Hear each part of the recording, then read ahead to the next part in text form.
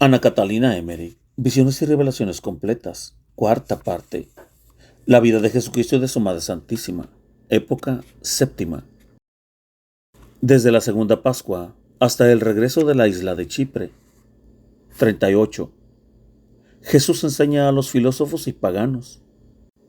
Jesús anduvo con los suyos y los 7 filósofos bautizados por las hermosas praderas que se extienden desde Maleb hasta el pueblo de Sanifa, por el sur hacia la montaña.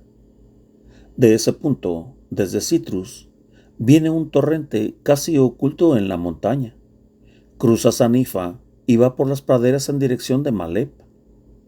No es el agua que va al pozo del centro de Maleb.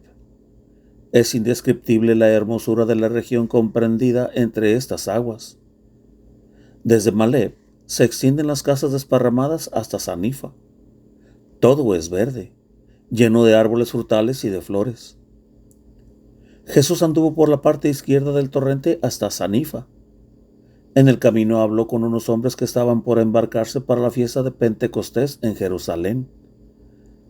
Les dijo que saludasen a Lázaro y que fuera de él no hablasen con otros de su estadía en Chipre. Llegó a la parte norte por el torrente y cruzó por una aldea llamada Jepe. La cosecha ha terminado y veo a la gente haciendo montones de haces que luego regalan a los pobres. Jesús habló a los filósofos, ya caminando, ya sentados a la sombra de algún árbol. Les habló de la perversión de los hombres antes del diluvio, de la salvación de Noé y de la nueva perversión, de la vocación de Abraham y de la guarda de esa raza hasta el tiempo del cumplimiento de la promesa en que el Consolador había de venir entre ellos.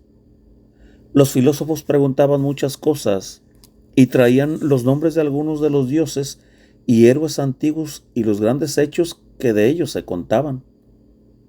Jesús les dijo que todos tienen algunos dones de la naturaleza y con ellos pueden obrar y hacer cosas útiles, pero que sus hechos estaban mezclados con muchos pecados y cosas perversas. Les mostró la perversión de estos pueblos, que en parte habían desaparecido, y cómo se habían originado esos ridículos ídolos que entre ellos llamaban dioses, mezclados con perversiones y falsos prodigios obrados por virtud de los demonios, engaños que después pasaban como verdaderos. Los filósofos hablaban de un anciano y sabio rey que había venido de la India, llamado Shamshid, el cual, con una daga de oro recibida de Dios, había repartido muchas comarcas y hecho muchas bendiciones. Preguntaron a Jesús qué pensaba de este personaje. Jesús les dijo que Shamshid había sido un hombre de natural prudente y sabio en las cosas de la tierra, un guía de pueblos que al separarse después de la Torre de Babel, había guiado a algunas tribus a ciertas comarcas, donde las había repartido por tribus y familias. Les dijo que semejantes guías de pueblos hubo, y que la raza que guió él no había decaído tanto como otras. Por otra parte mostró que muchas cosas que se decían de él eran invenciones y falsedades, que apenas había sido una imagen del verdadero guía de pueblos, que en ese tiempo era Melquisedec. Agregó que debían mirar a Melquisedec y a la estirpe de Abraham. Al moverse los pueblos y dispersarse, Dios mandó a Melquisedec para que guiara a las mejores tribus, les enseñase a hacer sus viviendas y se conservasen puras en medio de la depravación general, y hacerse dignas de que de ellas naciera un día el Mesías. En cuanto a lo que fuera Melquisedec, lo podían ellos entenderlo. Era figura de aquel que había de venir, que ahora era el tiempo de la promesa y que el sacrificio de pan y vino que ofreció Melquisedec era figura del sacrificio que pronto se cumpliría para durar hasta el fin del mundo. Jesús habló tan claramente con seguridad de Shamshid y de Melquisedec que estos filósofos quedaron estupefactos y dijeron: Señor, eres un sabio. Parece que tú hubieras vivido con ellos en aquellos tiempos y los conoces mejor de lo que se conocieron ellos mismos. Jesús refirióse luego a los profetas mayores y menores, especialmente a Malaquías.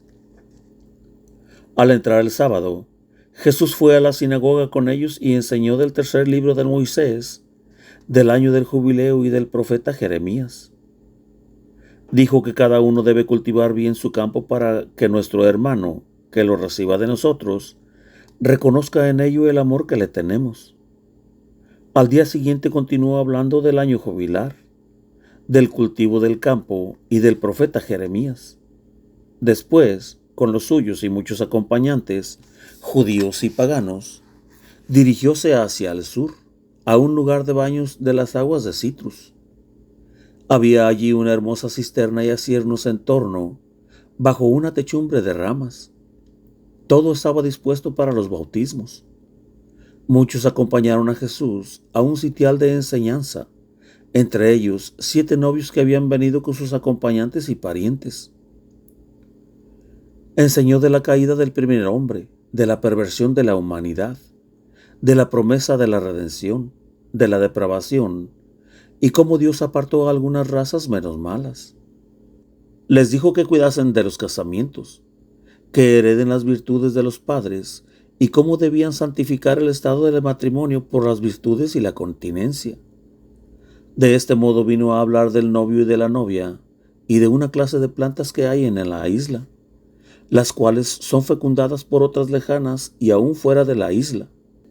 Así la esperanza, la confianza en Dios, y el ansia de la salud mesiánica, y la humildad y la continencia, madre de la promesa.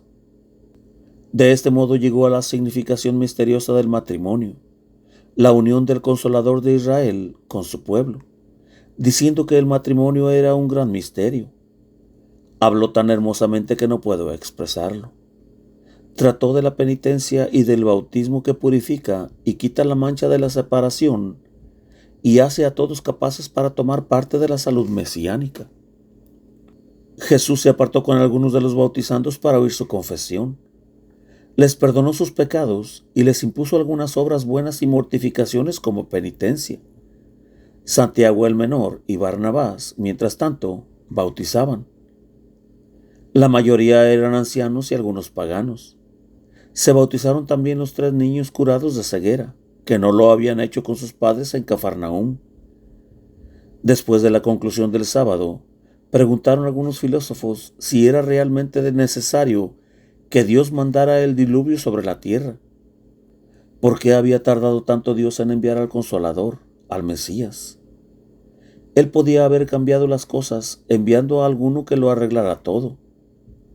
Enseñó Jesús que esto no estaba en los designios de Dios, que Dios creó a los ángeles con libre voluntad y con dotes celestiales, y que, a pesar de todo, se apartaron de Dios por soberbia, cayendo en un reino tenebroso, que el hombre también estuvo con libre voluntad entre este reino tenebroso y el reino de la luz, y que, sin embargo, se echó en el reino de las tinieblas por la fruta prohibida. Ahora debe el hombre cooperar para que Dios lo ayude a atraerse a ese reino de la luz, y Dios se lo conceda. El hombre quiso ser como Dios gustando de la fruta prohibida, y no es posible que reciba ayuda si el Padre no enviara a su propio Hijo entre ellos, para que por él sean de nuevo reconciliados con el Padre. El hombre está ahora tan pervertido en todo su ser, que necesita de gran ayuda y especial misericordia para establecer el reino de Dios en la tierra que habita, pues el reino de las tinieblas se esfuerza en todas formas por desechar a este reino de la luz. Les dijo que no era el suyo un reino temporal, sino una renovación, una regeneración y reconciliación del hombre con Dios Padre, y la unión de todos los buenos en un cuerpo místico. Al día siguiente enseñó nuevamente en ese lugar. Estaban allí las 7 parejas y algunos paganos que habían abrazado la circuncisión, ya que debían casarse con doncellas judías. Otros paganos que simpatizaban con los judíos habían obtenido permiso de escuchar la enseñanza de Jesús. Primero enseñó Jesús, en general, sobre los deberes de los casados, especialmente los deberes de la mujer, que miren a los ojos de su marido y cierren sus ojos a otras personas.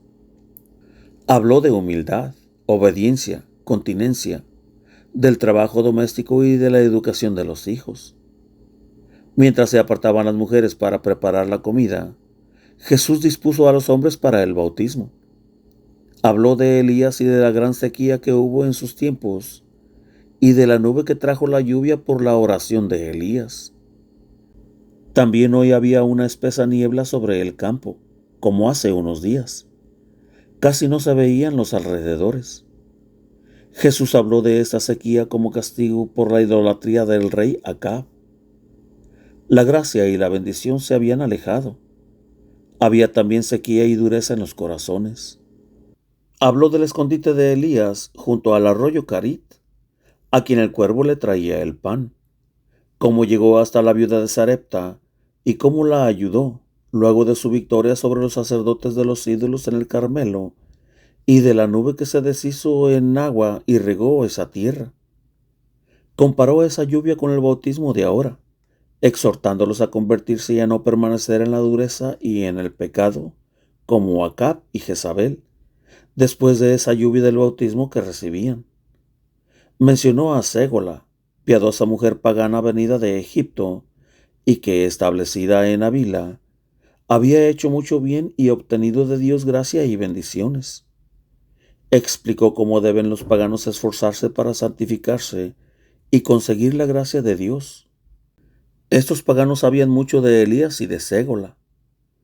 Después del bautismo de los novios, fue conducido Jesús con los suyos, los novios y los rabinos, a una comida en la aldea de Jepe, al oeste de Malep, invitados por el maestro de los judíos del lugar, cuya hija era novia de uno de los filósofos de Salamina.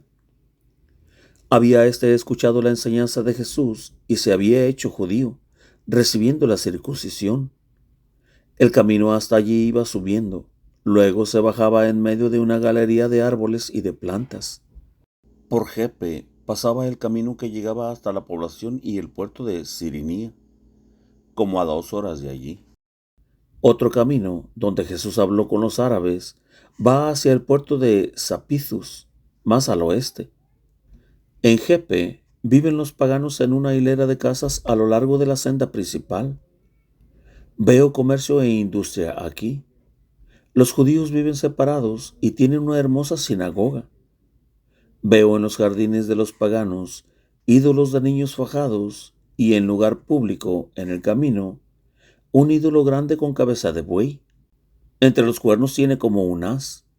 Está sentado sobre sus piernas y sus manos delanteras cortas cuelgan por delante. La comida fue muy sencilla: aves, peces, miel, panes y frutas. Las novias y sus doncellas estaban sentadas aparte con sus velos. Vestían trajes largos. Sobre la cabeza tenían coronas con adornos de plumas de color y algodones variopintos. Jesús enseñó durante y después de la comida de bodas sobre la santidad del matrimonio. Dijo que los hombres debían tener una sola mujer, pues había aquí cierta facilidad en divorciarse para tomar otra mujer. Habló sobre esto con severas palabras y contó parábolas del banquete nupcial y de los viñadores perversos que maltrataban al hijo enviado por el rey. Los 3 niños sanados tocaban y cantaban con otros. Luego hubo diversos juegos. Anochecía cuando Jesús con los suyos volvió a Malep. Desde una altura del camino se veía un hermoso panorama que llegaba hasta el mar de luciente y tranquila superficie. En Malep todo era movimiento por las bodas de las 7 parejas. Parecía que toda la ciudad tomaba parte en la fiesta, pues la gente vive aquí como si fueran hermanos.